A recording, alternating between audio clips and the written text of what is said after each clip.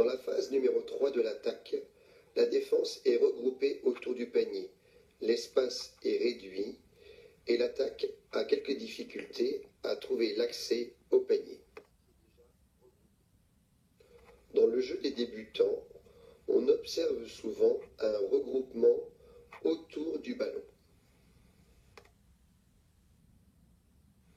Une fois le ballon dans l'aile, les partenaires ont tendance à se rapprocher du porteur de balle, créant plus une gêne qu'une aide.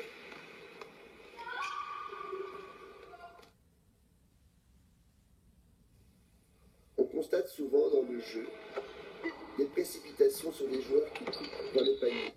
La densité défensive est forte et de nombreux ballons sont perdus. Les passes vers la cible sont souvent précipitées et imprécises et entraînent une perte du ballon. On observe aussi une surexploitation du dribble avec des joueurs qui ne regardent que leur ballon et qui sont incapables de repérer leur partenaire seul. Peu de joueurs sont capables de dribbler en levant la tête. Toute leur attention est centrée sur le contrôle visuel du ballon. L'arrêt du dribble provoque un regroupement des joueurs et bien souvent une perte du ballon. Le porteur de balle a souvent des difficultés à protéger sa balle.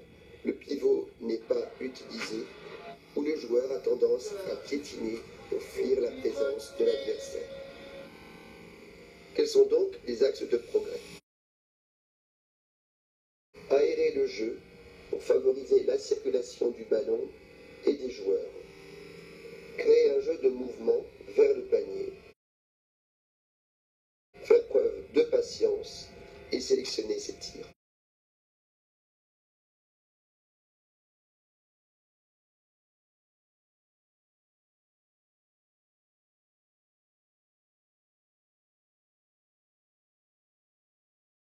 L'espace de jeu peut être balisé par des spots qui sont des points de repère pour faire circuler le ballon.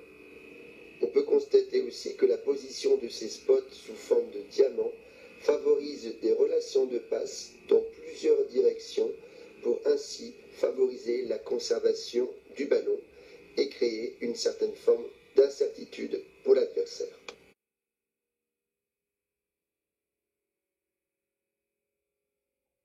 Une occupation rationnelle du terrain est nécessaire pour battre une défense organisée et regroupée proche de la cible. Les situations type passe et va en mettant le ballon dans l'aile à 45 degrés resteront la priorité. Mais toutefois, si la passe n'est pas possible dans le spot de tir, il faudra faire preuve de patience et renverser le jeu à l'opposé pour de nouveau créer une situation du même type.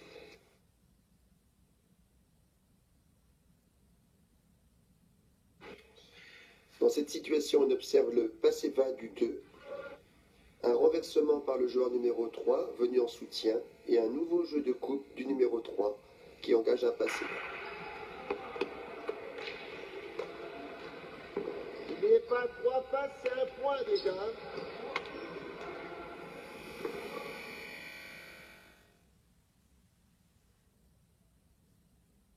L'orientation du corps peut être aussi un indicateur pour aider les non-porteurs de balles à faire les bons choix.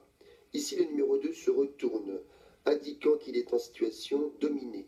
Le numéro 1, alors, peut procéder à un jeu de tourne-tour autour de ce joueur pour éventuellement lui proposer une solution de passe ou, comme dans le cas ici, couper vers le panier et recevoir la balle dans le spot de tir.